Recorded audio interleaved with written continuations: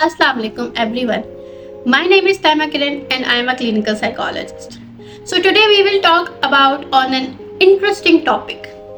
आप सब ने इस टॉपिक के बारे में नहीं, आप सब ने इस वर्ड के बारे में बहुत जाना होगा और बहुत पहचाना भी होगा और बहुत पढ़ा भी होगा. मैं आज बात करने लगी हूँ नार्सिसिज्म के ऊपर. नार्सिसिज्म के बारे में आप लोग बहुत कुछ जानते भी होंगे या कुछ लोग नहीं भी जानते होंगे, लेकिन मेरी वीडियो के साथ स्टे ट्यून्ड रहें सो दैट आपको आइडिया हो सके कि नार्सिसिज्म बेसिकली होता क्या है. Narcissism basically a personality trait. एक पर्सनालिटी ट्रेट है ऑन अ ब्रॉडर स्पेक्ट्रम जिसमें डिफरेंट बिहेवियर्स जो है ना वो शो होते हैं. डिफरेंट बिहेवियर्स एक्सप्रेस करता है अगर कोई नार्सिसिस्टिक पर्सनालिटी ट्रेट के साथ है. और अब मैं आपको बताऊंगी कि वो कौन कौन से होते हैं. Excessive self love. पहला होता है एक्सेसिव सेल्फ लव. उनके अंदर बहुत ज़्यादा सेल्फ लव होता है, बहुत ज़्यादा वो खुद से प्यार करने वाले होते हैं. एक होता है खुद से प्यार करना और एक होता है बहुत ज़्यादा एक्सेसिव में खुद से प्यार करना. तो ये चीज़ उनके अंदर बहुत होती है. फिर होता है इन्फ्लेटेड सेंस ऑफ इम्पोर्टेंस. उनके अंदर ये चीज़ होती है कि मैं ही बहुत कुछ हूँ तो मुझे इम्पोर्टेंस दी जाए बजाय इसके कि किसी और को इम्पोर्टेंस दी जाए. भाई मैं ही सेंटर ऑफ अटेंशन हूँ और मुझे ही इम्पोर्टेंस दी जाए और लोग मुझे ही देखें. ये चीज़ उनमें बहुत होती है. उसके अलावा उनके अंदर होती है कांस्टेंट नीड फॉर एडमायरेशन.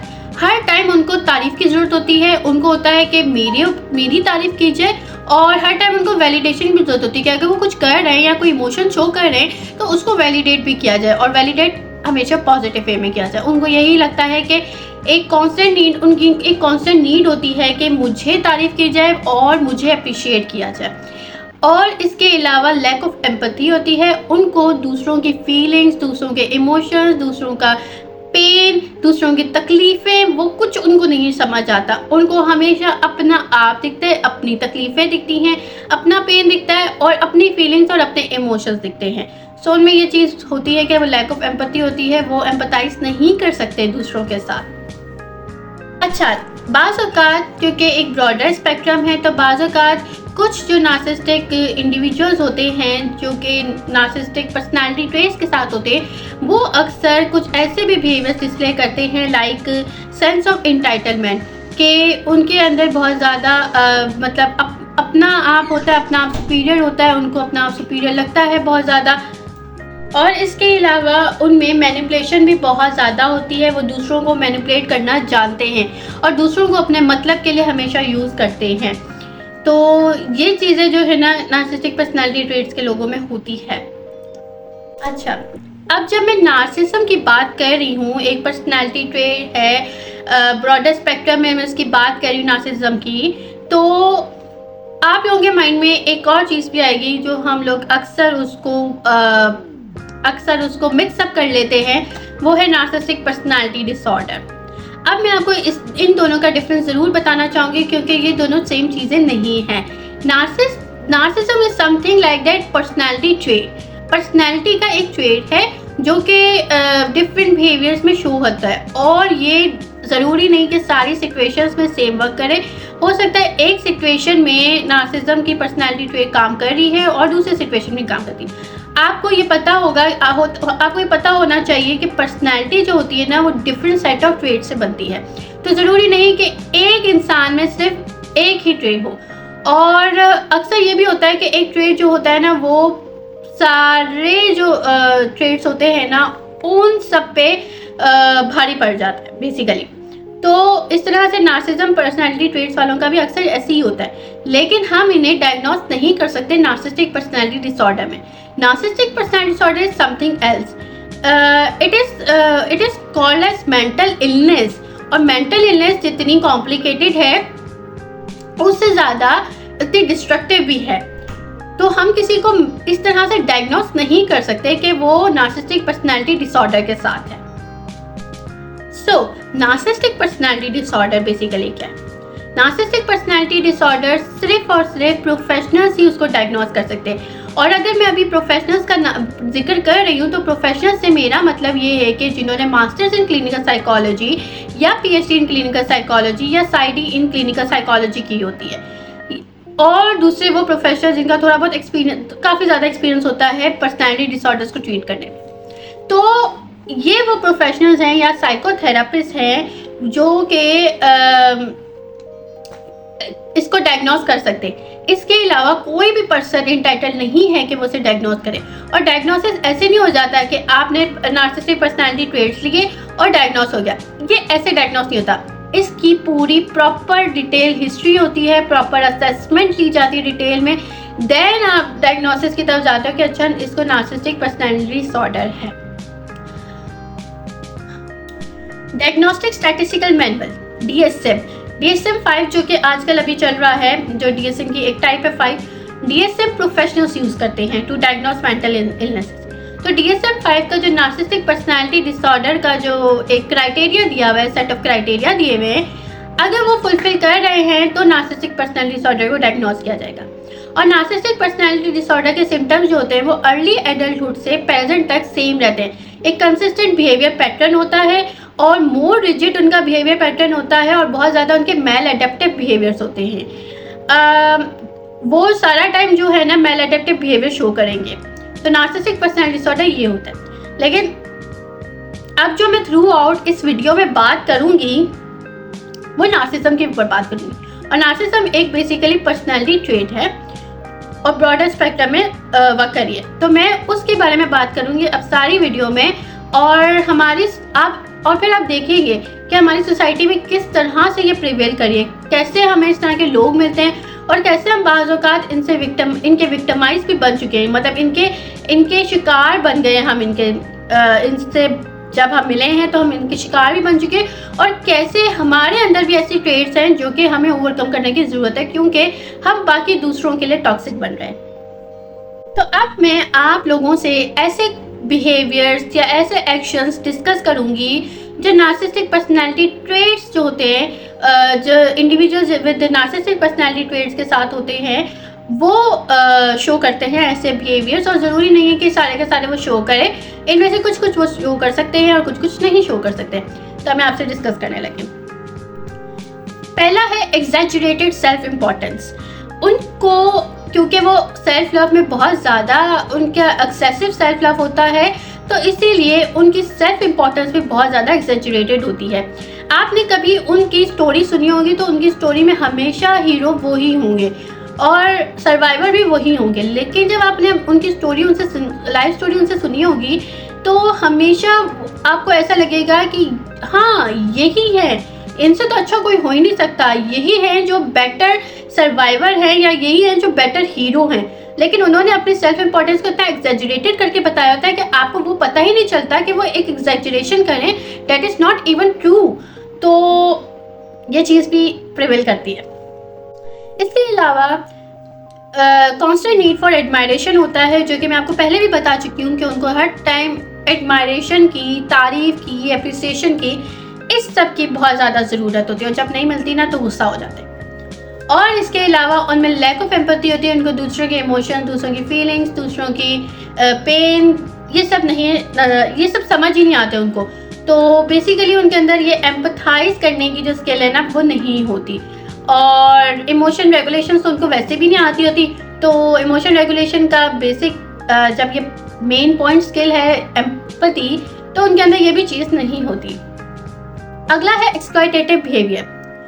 अब एक्सप्लॉयटेशन उनमें बहुत होती है, अपने मुफाद के लिए वो दूसरों को बहुत आसानी से यूज़ कर लेते हैं। यूज़ करने से मुराद ये है कि वो उनकी इमोशनल एनर्जी को ड्रेन आउट कर लेते हैं, इमोशनल एनर्जी को यूज़ कर लेते हैं और ना असल में ये इमोशनल एनर्जी के प्यासे होते हैं। जहाँ कहीं देखते हैं ना एक फुल ऑफ इमोशनल एनर्जी वाला पर्सन इनको मिल गया है, वहाँ ये उसकी इमोशनल एनर्जी सारी सक कर लेते हैं। इनको इमोशनल एनर्जी उनकी चाहिए होती है तो वो सक कर लेते हैं और उसको ड्रेन आउट करवा देते हैं। तो ये लोगों को यूज़ करते हैं अपने मफाद के लिए, और जब कोई इनके मतलब का नहीं रहता तो उसको निकाल बाहर कर देते हैं। निकाल बाहर से मतलब ये है कि उसको सेकंड हैंड रखेंगे, लेकिन उसको इतनी इंपॉर्टेंस फिर नहीं देंगे, उसको अब्यूज़ उसी तरह से करेंगे कि उसको मूव ऑन करने का मौका ही नहीं देंगे। सेंस ऑफ एंटाइटलमेंट का मैं ऑलरेडी आपको बता चुकी हूँ कि किस तरह से इनको ही हर जगह अपना आप, इनका ये होता है कि सिर्फ मेरा नाम लिया जाए और सिर्फ मेरी ही बात की जाए, तो इनके अंदर ये चीज़ भी होती है। अगला है एनवी एंड जेलसी। पूरा एक रूम है, उस रूम में ये अगर बैठे हुए हैं ना तो इनको यही होता है कि मेरे ऊपर सारी फोकस, सारी स्पॉटलाइट्स मेरे ऊपर हो, सारी बातें मेरे ऊपर की जाएं, सारी एडमायरेशन मुझे मिले, सारी अटेंशन मुझे मिले। तो अगर उस रूम में किसी और को ये सब मिल रहा होता है तो ये उससे बहुत ज़्यादा जेलस होते हैं। और इवन अगर रिलेशनशिप में है और उनके पार्टनर को अगर कोई एडमायरेशन वगैरह मिल रही है तो ये उससे भी जेलस होते हैं और उस एनवी और जेलसी में ये उसको हार्म भी पहुंचा सकते हैं। अगला है एरोगेंस। ये बहुत एरोगेंट होते हैं, ये अपने आप को क्योंकि बहुत ज़्यादा समझते हैं, बहुत कुछ समझते हैं, बहुत हाई लेवल का समझते हैं, इसीलिए ये बहुत ज़्यादा एरोगेंट हो जाते हैं और बाकियों को ये ना बहुत नीचे दर्जे का समझते हैं, चाहे वो किसी भी लेवल पे हो, चाहे वो इंटेलेक्चुअल लेवल पे हो या चाहे वो क्रिएटिविटी के लेवल पे हो या चाहे वो किसी भी लेवल पे हो, लेकिन ये अपने आप को सुपीरियर समझते हैं और इसलिए जो है ये अपने से नीचे वालों को या अपने फॉलोअर्स को ये इन्फीरियर समझते हैं और वो उनको ना छोटा छोटा जो ऐसा खीरा टाइप वो समझते हैं। तो इसीलिए इनमें एरोगेंस बहुत ज़्यादा होती है और ये सुपीरियरिटी पे बहुत बिलीव करते हैं। मैनिपुलेशन, ये बहुत ज़्यादा मैनिपुलेटिव होते हैं, ये आपको मिनटों में मैनिपुलेट कर देते हैं और आपको यही लगता है कि इनसे अच्छा इंसान कोई नहीं है, या ये मुझे बहुत प्यार करते हैं, या ये मेरी बहुत केयर करता है, या ये मुझे बहुत रिस्पेक्ट करता है, लेकिन ऐसा कुछ नहीं है। ये सब कुछ अपने लिए कर रहे हैं, ये बहुत ज़्यादा सेल्फिश और सेल्फ सेंटर्ड होते हैं। अगला है डिफ़िकल्टी हैंडलिंग क्रिटिसिज्म। इनसे क्रिटिसिज्म कभी बर्दाश्त नहीं होता। अब जाहिर सी बात है, आप खुद देखें, जिसमें इतनी सुपीरियरिटी बिलीव हो, इतना खुद को समझने, इतना ये खुद को समझे, इतना खुद को इम्पोर्टेंट समझे, तो उसको जब आप क्रिटिसाइज करेंगे तो क्या उसको पसंद आएगा? बिल्कुल नहीं। और इनसे ये क्रिटिसिज्म हैंडल भी नहीं होता है, इसीलिए ये बहुत ज़्यादा गुस्से में भी आ जाते होते हैं। इनमें बहुत ज़्यादा अनलिमिटेड सक्सेस की फैंटेसी होती है।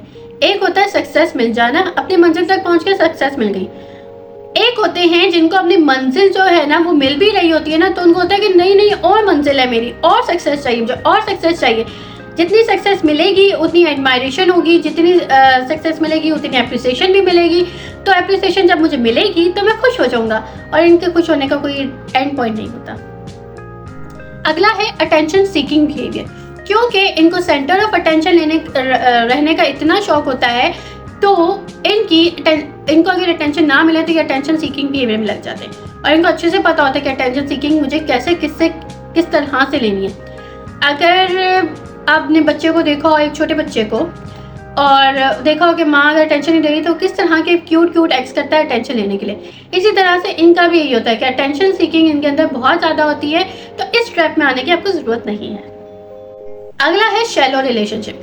ये सब कुछ जो है ना सरफेस लेवल पे बनाते हैं, इनके कभी भी कोई रिलेशनशिप डीपली रूटेड नहीं होते। अगर ये और इनके अंदर इंटीमेसी तो बिल्कुल भी नहीं होती, क्योंकि इंटीमेसी करने के लिए मेहनत चाहिए होती है और ये उसमें टाइम वेस्ट नहीं करते। तो इनकी हर चीज़ जो होती है वो शैलो लेवल पे होती है, सरफेस लेवल पे होती है, सो दैट वो चीज़ें इनको हर्ट ना कर सके, क्योंकि इमोशनल अटैचमेंट तो हर्ट करेंगी ना अगर होंगी डीपली, तो ये उस तरह से बनाते ही नहीं है कि वो हर्ट करें। हाँ, दूसरों को बेशक हर्ट कर लेते हैं। इसके बाद लास्ट वन है फ्रेजाइल सेल्फ स्टीम। इनकी सेल्फ स्टीम बहुत ज़्यादा फ्रेजाइल और नाजुक होती है। ज़रा सी इनकी एक्सपेक्टेशन पूरी ना हो या ज़रा सी इनकी नीड्स और वांट्स पूरी ना हो ना, तो इनकी सेल्फ स्टीम ऊपर से डायरेक्ट नीचे आ जाती है। तो इनकी सेल्फ स्टीम बहुत टूट जाती है जल्दी, और इनमें ईगो के तो इतने मसले होते हैं ना कि अगर इनको कोई पर्सन अटेंशन ना दे तो इनकी ईगो हर्ट कर जाती है। तो ये थी मेरी आज की वीडियो, उम्मीद है कि आपको पसंद आई होगी। मैंने इसलिए अभी थोड़ा बहुत बताया है क्योंकि मैं चाहती हूँ कि डिटेल में सारी बात कर सकूँ, वरना बताने को तो मैं पूरी वीडियो में सारा कुछ बता दूँ कि ना, अब मैं इसके बारे में जो बताऊँगी आगे वो होगी इसके अफेक्ट्स क्या होते हैं, नार्सिसिज्म का अफेक्ट इंडिविजुअल पे क्या पड़ता है और नार्सिसिज्म का अफेक्ट रिलेशनशिप में क्या पड़ता है। फिर इसके बाद मैं बताऊँगी आपको कि क्या टाइप्स है नार्सिसिज्म की, मज़े की, और फिर उसके अलावा मैं आपको बताऊँगी कि क्या वजूहात है, किस तरह से नार्सिसिज्म डेवलप होता है, पर्सनैलिटी ट्रेट का कैसे हिस्सा बनता है नार्सिसिज्म, तो वो मैं बताऊंगी। और इसके अलावा मैं आपको बताऊंगी कि किस तरह से वो रिलेशनशिप में अफेक्ट्स आते हैं नार्सिसिज्म के। अगर किसी के पर्सनैलिटी ट्रेट्स है नार्सिसिज्म के तो उसकी रिलेशनशिप में क्या अफेक्ट आएंगे, और इसके अलावा मैं आपको बताऊंगी कि कैसे कोपिंग स्ट्रैटेजीज कर सकते हैं अपने ओन पे। अगर आप किसी नार्सिसिस्टिक पर्सनैलिटी ट्रेट वाले इंडिविजुअल के साथ हैं तो आप कैसी कोपिंग स्ट्रैटेजी कर सकते हैं खुद को डिप्रेशन वगैरह में बचाने से, मतलब जाके बचाने से, इस तरह करके। और किस तरह से कौन सी कोपिंग स्ट्रैटेजीज ऐसी हैं जो कि अगर आपके अंदर खुद इस तरह के ट्रेट्स हैं तो आप उसको डील कर सकें। तो ये सब वीडियोस ना मैं आपको ऐसे थोड़े थोड़े में नहीं बता सकती, आपको डिटेल में बताऊंगी तो आप उसको अपने अंदर एब्जॉर्ब कर सकेंगे और आप फिर उसको ऑब्जर्व कर सकेंगे अपने आसपास। तो अब तक के लिए बस इतना है। कल मैं बाकी आगे आपको थोड़ा बहुत और बताऊंगी इस बारे में, और मुझे फीडबैक दीजिएगा अगर आपको कुछ अच्छा लगा, और अगर आपको कुछ बुरा लगा तब भी फीडबैक दीजिएगा। और अगर आपको और मज़ीद कुछ जानना है तो उसका भी आप मुझे कमेंट सेक्शन में फीडबैक दे सकते हैं। और ऐसी और वीडियोस देखने के लिए मेरे चैनल को ज़रूर सब्सक्राइब करें। अल्लाह हाफ़िज़।